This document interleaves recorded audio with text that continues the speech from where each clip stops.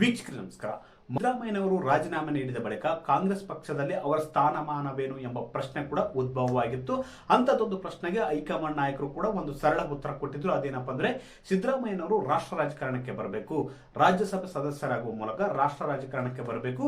ಅದೇ ರೀತಿ ಅಹಿಂದ ವರ್ಗದ ಮತಗಳನ್ನು ಕ್ರೋಢೀಕರಿಸುವುದಕ್ಕೆ ಒಂದು ಶಕ್ತಿ ತುಂಬಬೇಕು ಅಂತ ರಾಹುಲ್ ಗಾಂಧಿ ಅವರು ಕೂಡ ಸಿದ್ದರಾಮಯ್ಯ ಅವರನ್ನು ಕೇಳಿಕೊಂಡಿದ್ರು. ಆದ್ರೆ ಸಿದ್ದರಾಮಯ್ಯನವರು ಸ್ಪಷ್ಟವಾಗಿ ನಿರಾಕರಿಸಿದ್ರು, ನಾನು ರಾಷ್ಟ್ರ ರಾಜಕಾರಣಕ್ಕೆ ಬರುವುದಿಲ್ಲ ಅಂತ.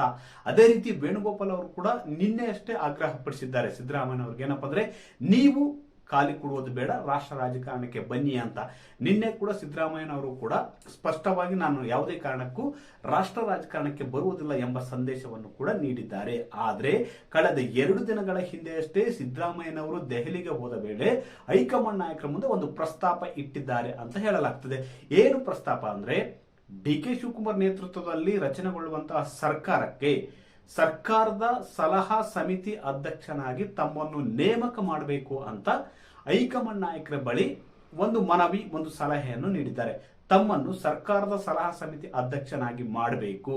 ಈ ಮೂಲಕ ಸರ್ಕಾರ ಸರಾಗವಾಗಿ ನಡೆಯುವುದಕ್ಕೆ, ಅದೇ ರೀತಿ ಯಾವುದೇ ತೊಂದರೆ ಇಲ್ಲದೆ ಉತ್ತಮ ಆಡಳಿತ ನೀಡುವುದಕ್ಕೆ ತಮ್ಮ ಅನುಭವ ನೂತನ ಸರ್ಕಾರಕ್ಕೆ ಅನುಕೂಲವಾಗುತ್ತೆ ಎಂಬ ಸಲಹೆಯನ್ನು ಸಿದ್ದರಾಮಯ್ಯನವರು ಹೈಕಮಾಂಡ್ ನಾಯಕರ ಮುಂದೆ ಇಟ್ಟಿದ್ದಾರೆ. ಆದ್ರೆ ಹೈಕಮಾಂಡ್ ನಾಯಕರು ಇದಕ್ಕೆ ಬೇಡ, ಮುಂದಿನ ದಿನಗಳಲ್ಲಿ ನೋಡೋಣ ಎಂಬ ಭರವಸೆಯನ್ನು ಹೈಕಮಾಂಡ್ ನಾಯಕರು ಕೊಟ್ಟಿದ್ದಾರೆ. ಈ ಮೂಲಕ ರಾಜ್ಯದಲ್ಲಿ ಮತ್ತೆ 2 ಶಕ್ತಿ ಕೇಂದ್ರಗಳು ಉದಯವಾಗುವುದು ಬೇಡ. 2 ಶಕ್ತಿ ಕೇಂದ್ರಗಳು ಇದ್ರೆ ತಿಕ್ಕಾಟ, ಬಿಕ್ಕಟ್ಟು, ಜಗಳ, ಒಳಜಗಳ, ಕಚ್ಚಾಟ, ಭಿನ್ನಮತ ಇದೆಲ್ಲ ಸಾಮಾನ್ಯವಾಗಿ ಬಿಡುತ್ತೆ.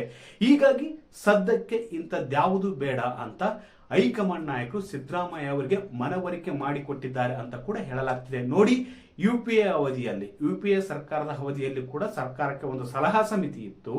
ಅದರಂತೆ ಡಿ.ಕೆ. ಶಿವಕುಮಾರ್ ನೇತೃತ್ವದಲ್ಲಿ ರಚನೆಯಾಗುವ ನೂತನ ಸರ್ಕಾರಕ್ಕೆ ಒಂದು ಸಲಹಾ ಸಮಿತಿ ಮಾಡಿ ಅದಕ್ಕೆ ತಮ್ಮನ್ನು ಅಧ್ಯಕ್ಷರನ್ನಾಗಿ ಮಾಡಿ ಸಿದ್ದರಾಮಯ್ಯ ಅವರು ಒಂದು ಪ್ರಸ್ತಾಪವನ್ನು ಹೈಕಮಾಂಡ್ ನಾಯಕರ ಮುಂದೆ ಇಟ್ಟಿದ್ರು ಅಂತ ಹೇಳಲಾಗ್ತದೆ. ಈ ಒಂದು ಪ್ರಸ್ತಾಪಕ್ಕೆ ಹೈಕಮಾಂಡ್ ನಾಯಕರು ಸದ್ಯದ ಮಟ್ಟಿಗೆ ಒಪ್ಪಿಲ್ಲ. ಮುಂದಿನ ದಿನಗಳಲ್ಲಿ ನೋಡೋಣ ಎಂಬ ಭರವಸೆ ಸಿಕ್ಕಿದೆ. ಅಷ್ಟೇ ಅಲ್ಲ, ಶುಕ್ರವಾರ ಈ ವಿಷಯ ಸಂಬಂಧ ಡಿ.ಕೆ. ಶಿವಕುಮಾರ್ ಅವರು ಇಂಥದ್ದಕ್ಕೆ ಅಂದ್ರೆ ಸಲಹಾ ಸಮಿತಿ ರಚನೆಗೆ ಯಾವುದೇ ಅವಕಾಶ ಕೊಡಬೇಡಿ, ಇದು ಬೇಡ, ಸಲಹಾ ಸಮಿತಿಯೇ ಬೇಡ. ಒಂದು ವೇಳೆ ಸಲಹಾ ಸಮಿತಿ ರಚಿಸಿದ್ರೆ ಅದು ಮುಂದಾಗುವ ಅನಾಹುತಗಳು ಈಗಾಗಲೇ 2018 ಮತ್ತು 17-19 ಮಧ್ಯೆ ಕಾಂಗ್ರೆಸ್ ಮತ್ತು ಜೆಡಿಎಸ್ ಸಮ್ಮಿಶ್ರ ಸರ್ಕಾರದಲ್ಲಿ ನೋಡಿಯಾಗಿದೆ. ಹೀಗಾಗಿ ಡಿ.ಕೆ. ಶಿವಕುಮಾರ್ ಅವರು ಯಾವುದೇ ಕಾರಣಕ್ಕೂ ಸರ್ಕಾರಕ್ಕೆ ಸಲಹಾ ಸಮಿತಿನೂ ಬೇಡ, ಸಲಹಾ ಸಮಿತಿ ಅಧ್ಯಕ್ಷರನ್ನು ಬೇಡ ಎಂಬ ಸ್ಪಷ್ಟವಾಗಿ ಹೈಕಮಾಂಡ್ ನಾಯಕರಿಗೆ ತಿಳಿಸಿದ್ದಾರೆ ಅಂತ ಹೇಳಲಾಗ್ತದೆ. ಈ ಮೂಲಕ ಸಿದ್ದರಾಮಯ್ಯ ಅವರನ್ನು ದೂರವಿಡುವಂತಹ ಪ್ರಯತ್ನ ಡಿ.ಕೆ. ಶಿವಕುಮಾರ್ ಅವರು ಮಾಡ್ತಿದ್ದಾರೆ. ಅದೇ ರೀತಿ ರಾಜ್ಯದಲ್ಲಿ ಸರ್ಕಾರ ಸುಗಮವಾಗಿ ಸಾಗಬೇಕಂದ್ರೆ 2 ಶಕ್ತಿ ಕೇಂದ್ರಗಳು ಬೇಡ ಎಂಬ ನಿರ್ಧಾರಕ್ಕೆ ಹೈಕಮಾಂಡ್ ನಾಯಕರು ಬಂದಂತೆ ಕಾಣ್ತಿದೆ. ಹೀಗಾಗಿ ಸಿದ್ದರಾಮಯ್ಯ ಅವರ ಸಲಹೆಯನ್ನು ಸ್ವೀಕರಿಸಿಲ್ಲ. ಮತ್ತು ಒಂದು ಮೂಲದ ಪ್ರಕಾರ ನಿನ್ನೆ ವೇಣುಗೋಪಾಲ್ ಅವರು ಸಿದ್ದರಾಮಯ್ಯ ಅವರ ಜೊತೆ ಮಾತಾಡಿದ್ದಾರೆ. ನೀವು ಖಾಲಿ ಇರುವುದು ಬೇಡ, ರಾಷ್ಟ್ರ ರಾಜಕಾರಣಕ್ಕೆ ಬನ್ನಿ ಅಂತ ಮತ್ತೊಮ್ಮೆ ಮನವೊಲಿಸುವ ಒಂದು ಪ್ರಯತ್ನ ಕೂಡ ಮಾಡಿದ್ದಾರೆ. ಯಾಕಂದ್ರೆ ಸಿಎಂ ಸಿದ್ದರಾಮಯ್ಯನವರಿಗೆ ಪಕ್ಷ ಕಟ್ಟುವ ಕೆಲಸವನ್ನು ಹೊಣೆಗಾರಿಕೆಯನ್ನು ನೀಡುವ ಕುರಿತು ಹೈಕಮಾಂಡ್ ನಾಯಕರು ಗಂಭೀರವಾಗಿ ಚಿಂತನೆ ಮಾಡ್ತಿದ್ದಾರೆ. ಬಹುದೊಡ್ಡ ನಾಯಕರಾಗಿರುವ ಸಿಎಂ ಸಿದ್ದರಾಮಯ್ಯನವರು ರಾಷ್ಟ್ರ ರಾಜಕಾರಣಕ್ಕೆ ಕರೆದುಕೊಂಡ್ರೆ ಅದು ಕಾಂಗ್ರೆಸ್ ಪಕ್ಷಕ್ಕೆ ಬಲ ಬರುತ್ತೆ. 2029 ಲೋಕಸಭೆ ಚುನಾವಣೆಗೆ ಅದು ಅನುಕೂಲವಾಗುತ್ತೆ. ಅದೇ ರೀತಿ ಹಿಂದುಳಿದ ವರ್ಗದ ಮತಗಳನ್ನು ಕ್ರೋಢೀಕರಿಸುವುದಕ್ಕೂ ಕೂಡ ಅನುಕೂಲವಾಗುತ್ತೆ.